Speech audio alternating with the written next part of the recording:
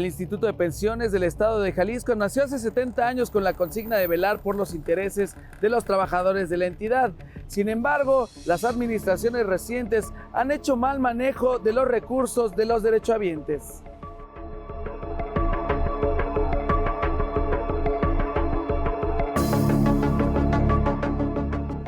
Los gobiernos del panista Emilio González Márquez, del priista Aristóteles Sandoval y del emesista Enrique Alfaro tienen algo en común. Durante su administración se registraron daños al patrimonio del IPEJAL, que se estima superan los 2,000 millones de pesos. En 2009 vino el primer gran golpe bajo la administración de Emilio González Márquez, quien gobernó la entidad de 2007 a 2013. Él impulsó una reforma al IPEJAL que permitió conformar un consejo de administración controlado desde el Ejecutivo Estatal. Llegamos al 2009, hay una reforma a la ley, te digo, se tenía contemplada varias cosas, aumentar las cuotas para los trabajadores, etcétera, etcétera. Pero llega para nosotros el punto más importante de todo, de lo que ha sucedido de ahí para acá. Le dan todo el poder a un consejo directivo. Antes éramos fiscalizados, observados, y todo se aprobaba a través del legislativo de la Cámara de Diputados. Pero a partir del 2009, todo ese poder se lo dan a un consejo directivo que se integra por 6 personas. Este consejo estaba conformado por 2 personas nombradas por el gobernador y una más designada por el director. El cuarto era un representante del Ayuntamiento de Guadalajara. El quinto, un representante del Sindicato de Maestros de Jalisco, que es la sección 47, y un último integrante representante del sindicato con mayor número de afiliados. De esta forma, todas las decisiones relativas a los recursos de las y los trabajadores pasaron por las manos del gobernador en turno. Muchas de ellas fueron malas decisiones. Y así se compran inmuebles, se rentan, se venden, se hacen inversiones inmobiliarias, se hacen inversiones en bolsa, se hacen inversiones en empresas, etc. Pero no siempre ha habido la capacidad de quienes toman esas decisiones, que es el Comité de Inversiones y el Consejo Directivo, ¿sí?, para hacer ahora sí una buena inversión. Desde entonces el IPEJAL ha invertido millones de pesos en desarrollos inmobiliarios. El más controvertido es el que se erigió en el municipio de Chalacatepec, donde se erogaron casi 89 millones de dólares en un proyecto turístico al que el entonces gobernador Emilio González Márquez denominó el Nuevo Cancún. Sin embargo, el Instituto de Pensiones de Jalisco no ha visto un solo peso de beneficio, a pesar de que se anunció que al ser uno de los principales socios, el IPEJAL obtendría grandes beneficios. Se invirtió en Chalacatepec, querer hacer un Cancún jalisciense, que ahí está parado todo, no se ha recuperado. Se invirtió en otro fraccionamiento en Chapala, en Santa Cruz de la Soledad, también queriendo hacer una ciudad para extranjeros, a partir de la compra de terrenos ejidales, una compra medio fraudulenta ahí con el comisariado ejidal, y que luego una parte del comisariado ejidal se opuso, y al final de cuentas no se hizo, ¿sí? Y ese dinero está perdido. En suma, son 4,000 millones de pesos. Los trabajadores no se habían logrado reponer de este primer revés cuando se identificaron dudosas inversiones en Transporte Marítimo Mexicano, SADCB. La empresa, que para ese entonces ya tenía tras de sí un escándalo por negocios turbios en Pemex, por un contrato por la renta de 4 buques a sobreprecio, también atravesaba por una crisis financiera. Sin embargo, el Consejo Directivo de IPEJAL decidió desembolsar en 3 entregas, en 2011, 2012 y 2016, un total de 1,626 millones de pesos en inversiones bursátiles de la empresa naviera. Las malas inversiones continuaron. En 2014, bajo la administración del priista Aristóteles Sandoval, se dispusieron 603 millones de pesos con las aportaciones de los trabajadores del Estado para adquirir certificados bursátiles de la empresa española Abengoa. Los especialistas advirtieron que la inversión era riesgosa, pero el Comité de Finanzas hizo oídos sordos y ese dinero se perdió. 1.200 millones de pesos que actualizados con intereses al año pasado, 2024, suman 2.000 millones de pesos.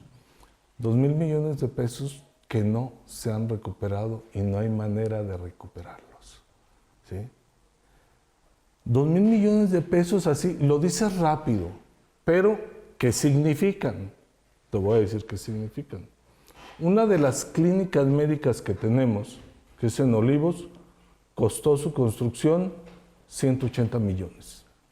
¿Cuántas clínicas se pudieron haber construido? La última clínica que nos acaban de construir, que es la Fray Antonio Alcalde, costó alrededor de 300 millones de pesos. ¿Cuántos se pudieron haber construido? ¿Cierto? ¿Cuánto es el gasto de pensiones en servicios médicos a los jubilados anualmente? En el 2023, es el dato que tengo aquí reciente, 2023, fueron 500 millones de pesos. ¿Te imaginas esos 2.000 millones fugados? Servirían para pagar 4 años de servicios médicos. La Fiscalía Anticorrupción del Estado de Jalisco interpuso una denuncia penal contra quien resultara responsable por la pérdida del patrimonio de los trabajadores. 9 funcionarios fueron vinculados a proceso por este caso. Se trata de Fidel Armando N., exdirector general, Katia N., exjefa de administración de fondos del Instituto de Pensiones del Estado de Jalisco, fueron parte del comité de inversiones que autorizó la compra de fondos a la empresa Bengoa. También participaron Hugo Alberto N., exdirector de finanzas, José Wilmer N., ex encargado del despacho de la Dirección de Finanzas, Marco Antonio N., ex subdirector general, Benjamín N., ex jefe de la Unidad de Estudios Económicos, Actuariales y Presupuesto, Carlos Gabriel N., jefe de contabilidad, y Wilfrido N., ex jefe de administración de fondos del IPEJAL. Quien fuera secretario de Educación en Jalisco, Francisco Ayón, fue recluido en Puente Grande en julio de 2022, acusado por desvío y aprovechamiento indebido de atribuciones y facultades, cuando fue presidente del Consejo de Administración del Instituto de Pensiones del Estado de Jalisco. Sin embargo, se le dictó prisión domiciliaria en el mes de diciembre de ese mismo año como medida precautoria por cuestiones de salud. Días después, se le concedió un amparo para la no vinculación a proceso. Entonces, ante la presión que se hizo en torno a Paco Ayón, incluyéndonos nosotros, que lo hacemos como uno de los principales responsables de lo que pasó en la administración de Aristóteles Sandoval, pues hubo una presión y, después de tiempo, giraron una orden de aprehensión. El señor estuvo detenido, creo que 2 meses, y después lo sacan de la cárcel alegando pues cuestiones de enfermedad, ¿no? Que es ahora muy utilizado por políticos y ricos en desgracia, ¿no? Porque aparte de ser secretario de Educación, era presidente del patronato, del Consejo del CIAPA y presidente del Consejo Directivo de Pensiones. Dice el fiscal anticorrupción, aunque resultaran culpables, pues es muy difícil recuperar esa cantidad de dinero.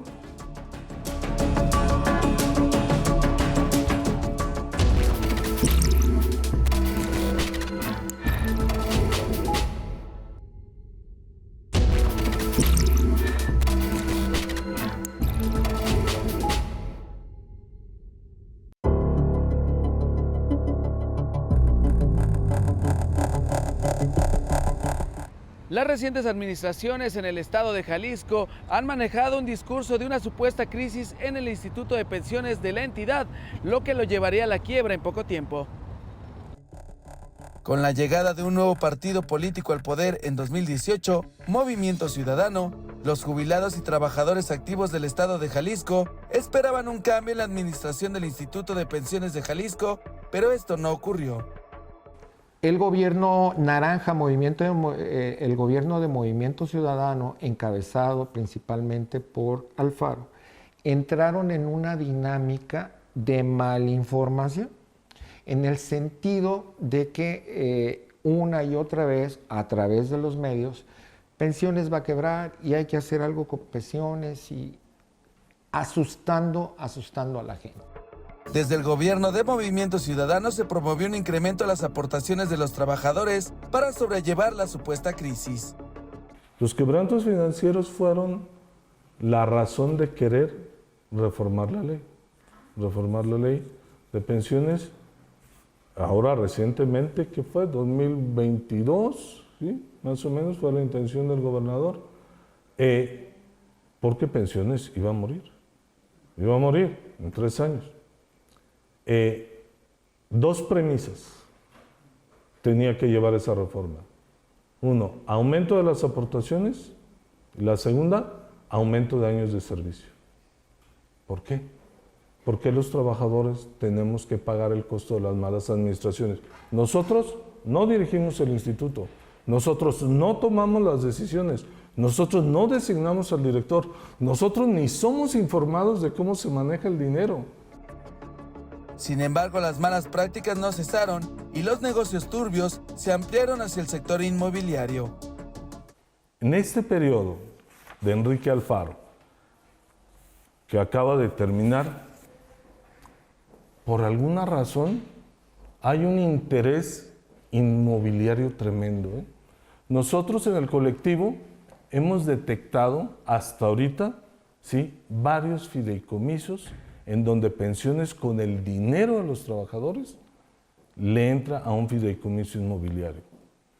¿Qué consiste? Pensiones le entra con un terreno, por ejemplo, tenemos uno muy emblemático, se llama Fideicomiso Marcelino García Barragán. Las irregularidades comienzan desde la entrega de las propiedades del IPEJAL con valores catastrales menores a los reportados antes de que se lleven a cabo las operaciones. ¿Sí? Camino Tlaquepaque, en donde pensiones con un terreno de su propiedad entrega el predio al que primeramente le reduce a la mitad el valor catastral. De 170 y tantos millones lo entrega al fideicomiso en 86 millones porque ese es el valor catastral. Digo, cada año suben el valor catastral de las viviendas, de los predios. ¿Cómo es que baja? Le entra con el terreno y aparte le entra con 120 millones de pesos. ¿A cambio de qué? Bueno, un área comercial y departamentos, por un total de 206 millones de pesos. ¿Qué sucede si esos departamentos no se venden? ¿Dónde va a quedar nuestro dinero, nuestros recursos, ¿no? Ese es uno. Terrenos que rentó a Home Depot, terrenos que rentó a AutoZone. Activistas señalan que a pesar del discurso del gobierno de Enrique Alfaro, la reserva técnica del instituto, que son los bienes inmuebles y las inversiones que año con año crecen gracias a las aportaciones de los trabajadores, no representaron una mejora en las condiciones de trabajadores y pensionados.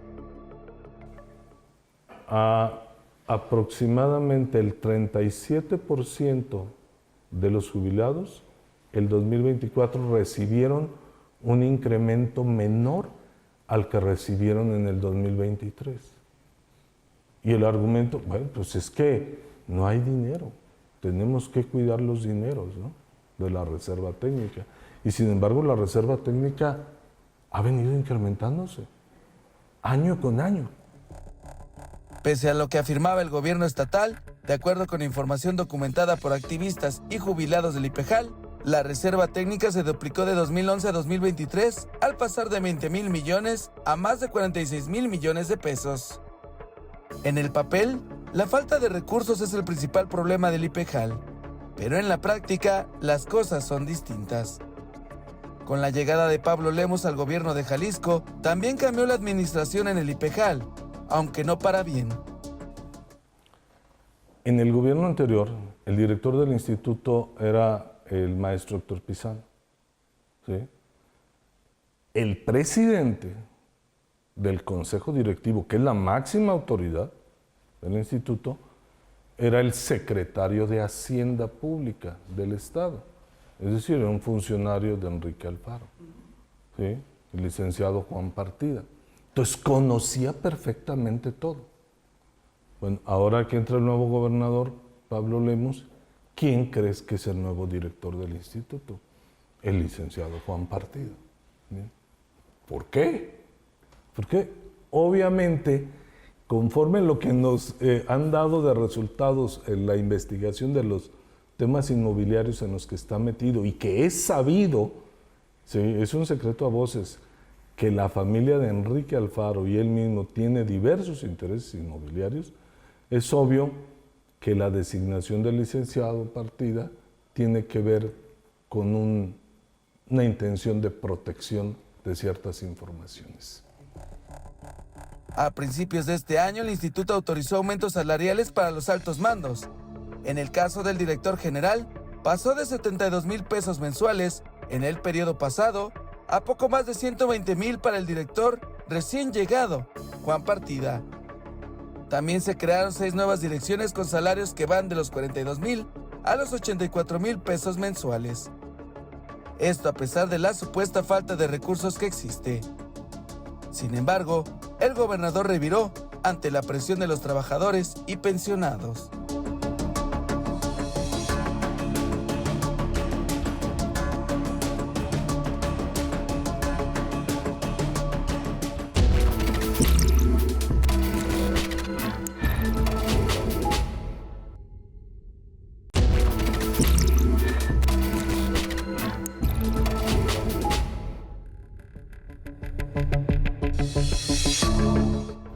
Negligencias, mala atención médica y prestaciones sin pagar son el pan de cada día para los jubilados del IPEJAL, consecuencias de años de malos manejos.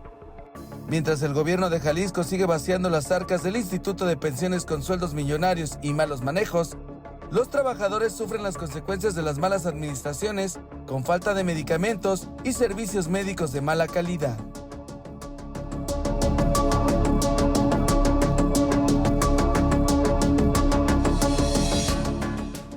El IPEJAL concedió contratos a empresas privadas mediante licitación pública, las cuales ofrecen servicios de imagenología especializada. Se trata de la empresa Servicios Médicos en Neuroimagen. El IPEJAL habría concedido estos por la conveniencia para los beneficiarios. Sin embargo, en una comparativa realizada por colectivos, se identificó un sobreprecio en diversos estudios. Esto en detrimento de la economía de los trabajadores y jubilados.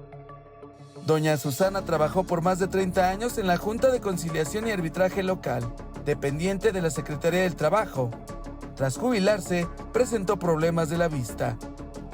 Ya el acabose fue cuando por un problema en mi ojo, yo vi un puntito, dije, ay, pues, ¿qué me estará pasando en el ojo?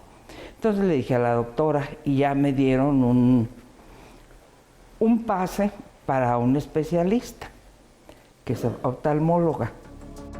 Le detectaron cataratas en el ojo derecho y la cirugía se realizó en una clínica subrogada. Sin embargo, el procedimiento no fue exitoso. A media cirugía me dicen, levántese señora, nos vamos a cambiar al otro quirófano. Digo, ¿cómo que levántese y voy a caminar al otro quirófano? ¿Por qué? Y después de un rato que no sé qué tantas cosas hacían, ya empiezan, y dicen, ¿dónde está el lente? ¿Y dónde está el lente? ¿Quién vio el lente? ¿En dónde quedó el lente? Así se la pasaron como 5 minutos o más preguntando por el lente. Todo muy desorganizado, muy mal, porque demonios, ¿cómo no voy a saber dónde? Si a eso me dedico, ¿cómo voy a todas esas anomalías, todas esas cosas, cómo me puedo dejar que pasen? Ay, Dios mío. Pues ya, lo encontraron, me lo pusieron y después de un rato, pues ya está bien. Pásese al lugar para que esté un ratito allí y se pueda ir. Ya me voy, con mi ojo tapado. Al siguiente día me iba a ver ella en su consultorio para quitarme el parche y ver cómo estábamos. Ya me quitó el parche y dice, bueno, ahorita no le puedo hacer nada, hasta posteriormente vamos a ver. En las siguientes consultas me doy cuenta de que pues no veo. hoy prácticamente ha perdido la vista. Susana exige a las autoridades que se lleve ante la justicia a los responsables y que se garantice que no haya más afectaciones a las y los trabajadores y pensionados. Tengo mucho coraje, tengo mucha tristeza de que esto no siga pasando. No es justo. Estamos nosotros confiados en que nos van a dar un servicio que nos va a hacer sentir mejor. Y no sucede esto. No soy la única. Yo creo que hay muchísima gente de pensiones que ha sufrido esta clase de situaciones. ¿Y qué hacemos contra una persona, contra una institución tan grande? Todo esto lo estoy haciendo porque no me quiero quedar callada, no quiero que esto pase inadvertido. Y como bien dice doña Susana, no es la única víctima de la falta de empatía de este instituto, ya que las negligencias y la burocracia permean en todas las áreas. Mauro es jubilado y su hijo era maestro adscrito al IPEJAL. Sin embargo, al fallecer el joven, Mauro tuvo que asumir los gastos funerarios. Cuando cualquiera de nosotros tenemos o nos vemos en la disyuntiva, en la necesidad de tener que enterrar a un hijo, un padre, un hermano, lo que sea, pues sacas dinero de donde sea y está generándote intereses, si lo pagaste con tarjeta, o si fuiste con un agiotista, o si fuiste a empeñar el carro en el Nacional Monte de Piedad, o qué sé yo, ¿no? Y te sigue corriendo, ¿no? Y sigue generando intereses, y aquel pequeño gasto imprevisto, pues de pronto sigue creciendo, y ya no fueron 20, 30 mil pesos, ¿no? Al intentar cobrar esa prestación, se encontró con un verdadero muro burocrático que en todo momento intentó evitar realizar el pago. Porque es una ayuda de gastos funerarios. Yo lo ocupaba en marzo, porque mi hijo no estaba grave ni nada. O sea, simplemente le dio un paro y se murió. O sea, no estás preparado, no tienes aquí los 40 mil pesos, 30 mil pesos, 20 mil pesos que te cuesta un sepelio, ¿no? No los tienes en la bolsa. Entonces, los ocupa uno en ese momento, no ahorita. ¿Sí? No es, ahorita me urge, ¿no? Yo ya lo solucioné, pero me corresponde que me lo restituyan. ¿Sí? Así de fácil, me corresponde que me lo restituyan, porque la ley lo dice. Y ellos argumentan y replantean una serie de trabas burocráticas para no cumplir con lo que la ley dice. No es uno el que no cumple, son ellos los que... El Instituto de Pensiones les dio 180 días naturales para entregar la documentación y cobrar el apoyo. Pero fue el mismo IPEJAL el que se encargó de hacer que esto fuera imposible, con requisitos engorrosos, horarios limitados y falta de atención. El instituto encargado de dar tranquilidad a las y los jubilados tras años de trabajo, hoy se ha convertido en su principal preocupación por la deficiencia de la atención y los malos manejos de numerosas administraciones estatales. Durante 3 gobiernos, el IPEJAL ha sido usado como su caja chica.